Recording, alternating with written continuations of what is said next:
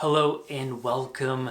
Today's project is all about the common characteristics of the enlightened person that I've found when I've studied and learned from these spiritual teachers over the years after at the beginning of my recovery journey when I was adopting role models and mentors and then studying them and learning from them for many years after that.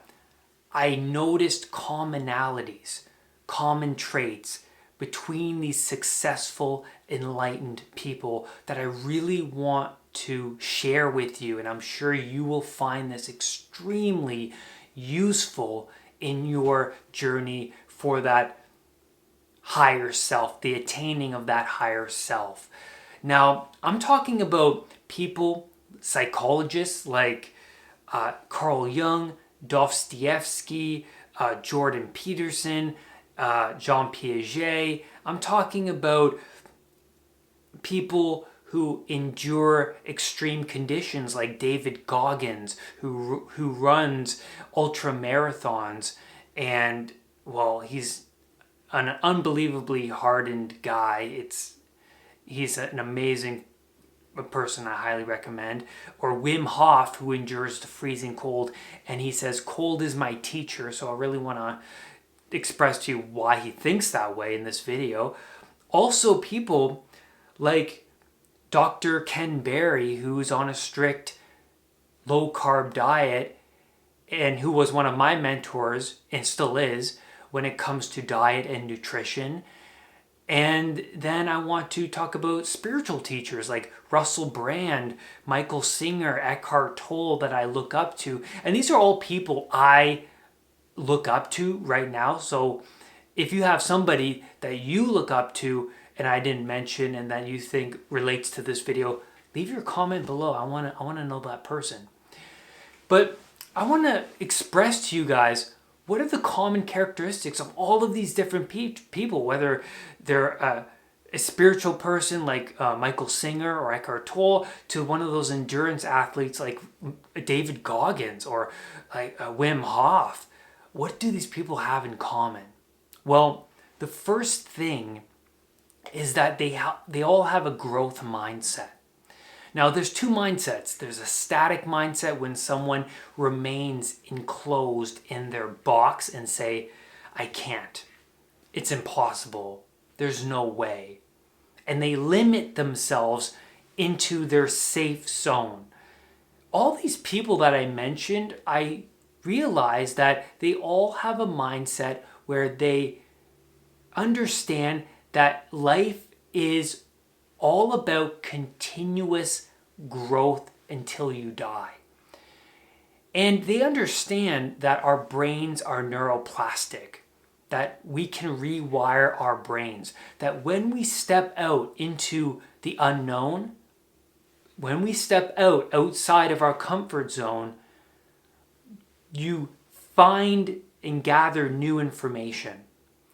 And with that gathering of new information, you then realize that you didn't know as much as you thought you knew. You have a lot to learn, but also within that information is where you gather tools to adapt better to this world that we live in. That's really important. You gather tools that help build you and strengthen you in this world of so much uncertainty and chaos. Because the chaos is coming. You lose your job, you get a divorce, someone in your family dies, someone gets an illness, the rug gets pulled out from under you and someone betrays you. Chaos comes. And what happens if you are already filled with chaos? You're already filled with a lot of emotional baggage as it is. When new chaos comes, you overflow.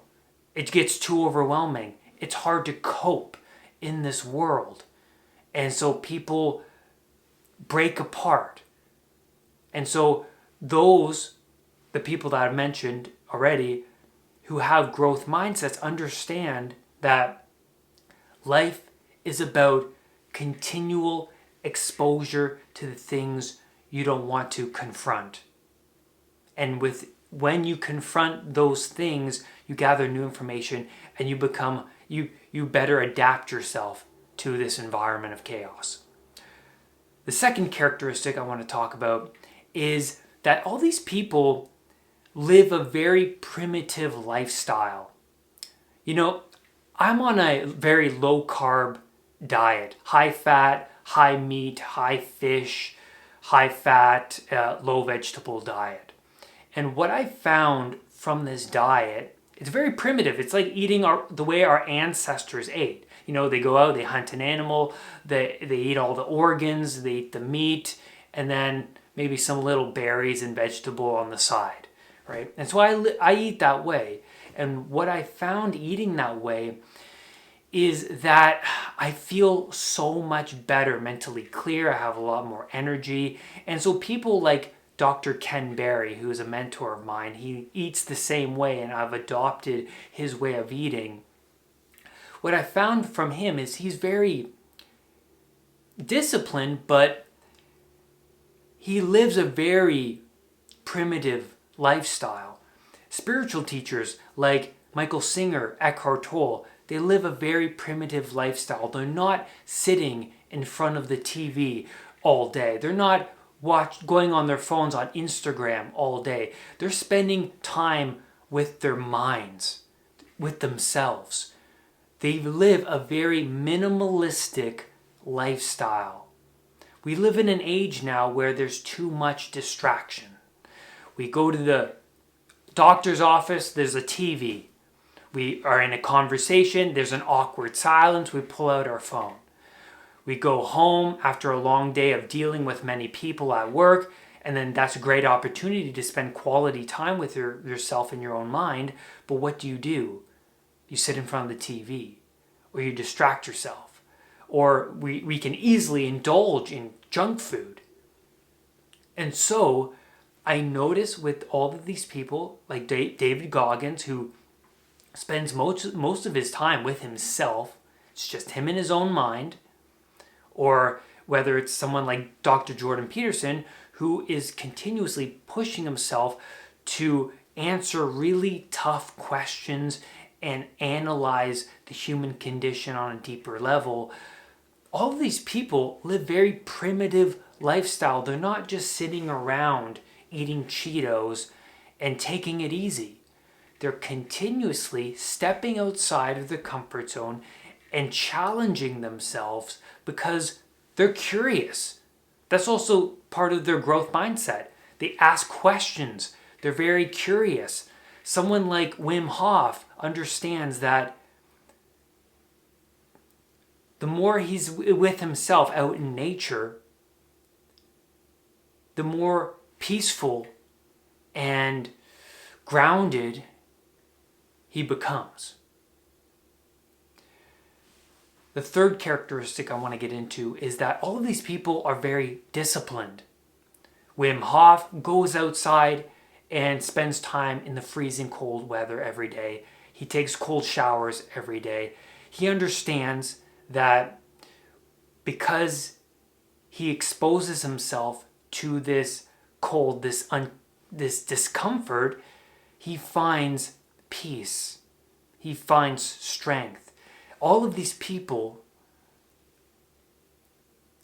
realize that tiny habits make up a strong mind. Tiny wires make up a strong cable. Tiny habits make up a strong foundation. Someone like Dr. Jordan Peterson, he talks about how he spends a certain amount of his day writing and reading, no matter what. Or someone like David Goggins, he says he spends a good chunk of his day going to the gym or running, being alone with himself. Or someone like Michael Singer, Eckhart Tolle, they sit with themselves and they look out the window and they practice mindfulness. they are very disciplined. They understand that you need to push yourself into situations that make you uncomfortable, and then within that uncomfortable space, you build your strength and you harden your mind. The fourth characteristic I want to get into, which dovetails off of the discipline, is these people understand that suffering is necessary. That sacrificing impulsive tendencies now and sacrificing sugar, pizza, pop, candy now will make the future Brad energized and clear-headed and feeling good emotionally, energetically, spiritually. These people, like Eckhart Tolle, understand that sacrificing electronics, sacrificing porn, like Russell Brand always talks about. I love him because I love how he expresses his past dealings with addiction and how sacrificing those things make him into the strong man that he is today, an awakened man that he is today. And also, I really want to answer this question right now of, why do you have to suffer? Why? Well, first of all, that's how you release pent-up emotional energy built up within you, repressed energy. That's how you release it. Okay, so what do I mean? Well, you go to the gym and you start to work out and you start to feel more relaxed. It's painful when you work out, but then you release all of that tension and your body feels lighter and more stronger, and you feel more mentally aware and clear. But you have to suffer through that pain to get there. You have to suffer through the pain of beginning to meditate, that discipline of sitting with yourself and breathing and doing this new practice to then find the benefits. Wim Hof, he understands that through the pain of the cold, he releases all of this tense energy through the breath. When you get into a cold shower, you breathe like this. Your body goes into that brief stress mode, but then it relaxes itself through the breath. And you get out of the cold shower, and how do you feel? You feel more empowered. Why? Because you just breathed out all of that pent-up negative energy, and also the cold awakens you. It awakens this inner energy that wasn't there as soon as you woke up. You know, you woke up, you're feeling like this, and you get into a cold shower, you're breathing and you're activating so much of your body when you do that. Or David Goggins, like I said, going to the gym, or him working out by running all day, or by Michael Singer or Eckhart Tolle, who spend time with themselves. They practiced being outside of their internal world and into their external world, because they all understand that when you remain inside of your box, you become too comfortable, and then you start to engage in impulsive pleasures, and then your mind starts to weaken when you spend time in that safe area. When you start to go beyond the borders of the tribe and then explore, you then discover that you are more capable of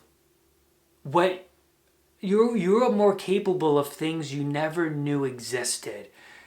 You're only utilizing like 30% of your brain. I don't know if that. I was certainly using less than 30% of my brain when I used to suffer from my anxiety disorder.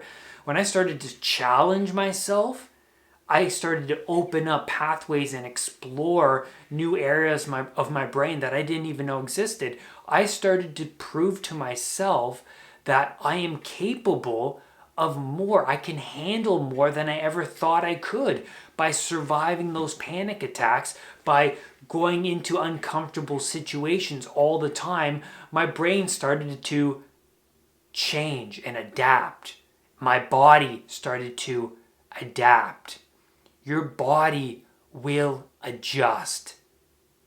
And I started to view myself as somebody who is capable of such extremes. I was leaving so much on the table. I was leaving an unbelievable amount on the table. I still am. Even though I've come so far, I know in my mind that I can push myself more. I know I can.